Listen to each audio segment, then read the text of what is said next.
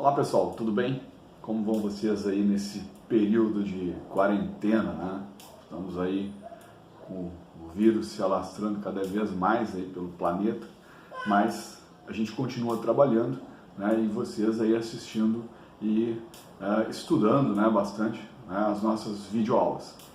Hoje nós vamos dar continuidade à nossa videoaula anterior, né, na qual nós começamos falando sobre a primeira lei de Newton, o princípio da inércia, né, no qual nós percebemos que se um corpo ele está no estado de repouso, ele tende a permanecer em repouso, ou se ele está no estado de movimento retilíneo uniforme, ele tende a permanecer em movimento retilíneo uniforme, a não ser que uma força atue sobre ele. Então isso foi o que nós vimos, né, na nossa videoaula passada. Lembra que essa é uma videoaula bastante básica, né, para alunos aí de 8º e 9º ano que estão iniciando seus estudos, né, na área científica, né, e a gente está começando aí a apresentar para vocês as leis de Newton, porque elas são extremamente importantes, né, e praticamente todo mundo sabe, né, conhece as leis de Newton. Então é legal que você também já comece, né, a entender como é que funciona, né, as leis do movimento.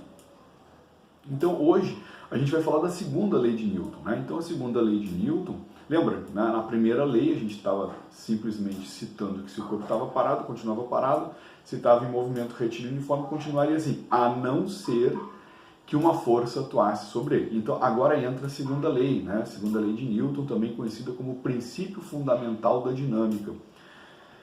Bom, por que isso, né? Por que essa segunda lei agora? Ora, simplesmente que se você quiser tirar o corpo daquele estado inercial, ou seja, daquele estado de repouso ou de movimento retilíneo uniforme, você vai aplicar sobre ele uma força, né? Então a força é uma grandeza física capaz de mudar o estado de movimento ou o estado de repouso em um determinado corpo.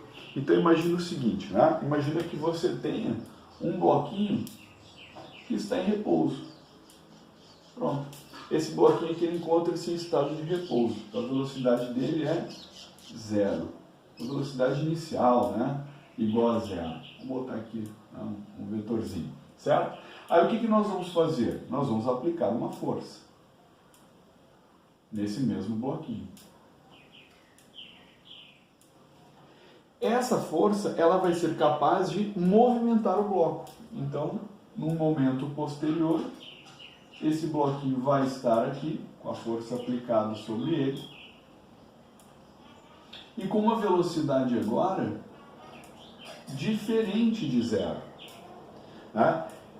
Você estava no instante inicial aqui, t0, e agora você está no instante t. Então, ou seja, quando a gente consegue mudar a velocidade do corpo, né, devido à ação de uma força, significa que esse corpo ocorreu o que sobre esse corpo? Ele foi acelerado.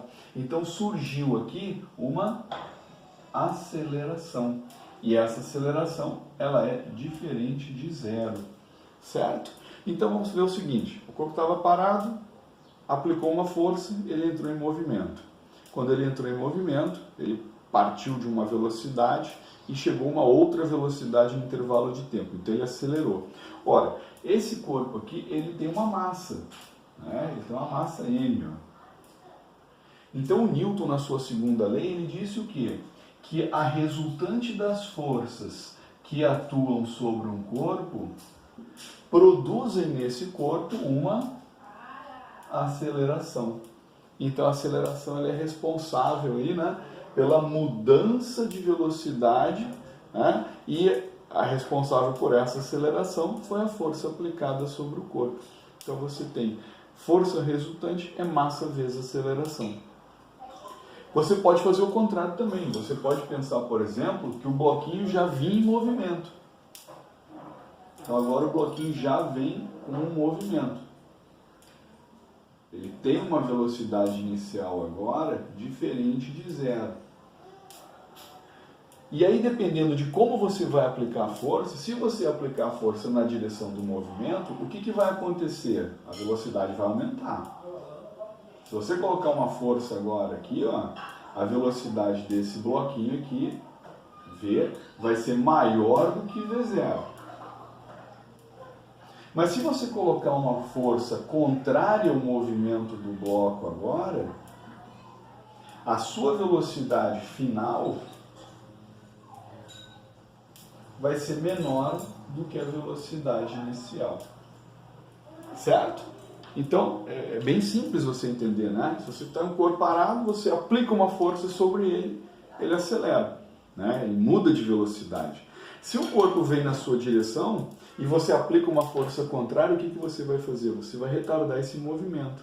Então, quem é responsável por fazer essas alterações no estado de movimento de repouso de um corpo é a força resultante, certo? Então, força resultante é massa vezes aceleração, e essa é a segunda lei de Newton, tá? Basicamente, para você que está iniciando, né, os estudos na área de ciência aplicada, basta, tá? Somente basta você entender isso. Você entendeu que se o corpo estava parado, você aplicou uma força, ele passou a se movimentar, beleza, ele ganhou uma aceleração, se movimentou. Se o corpo vinha em movimento e você aplicou uma força sobre ele de forma a reduzir a sua velocidade, ele desacelerou. Então a força foi responsável por isso, pela mudança, né, da velocidade do corpo, certo? Ou do estado de repouso dele. Ok, pessoal? Então, basicamente, né, essa é a explicação. Estava parado, aplicou a força, acelerou. Estava em movimento, aplicou uma força na direção do movimento, ganhou velocidade. Contra o movimento, perdeu velocidade. Certinho? É isso aí, então. Vejo você agora na terceira lei de Newton, princípio da ação e reação. Ok? Valeu, pessoal. Tudo de bom para vocês. É um privilégio ter estado com vocês aqui. Valeu.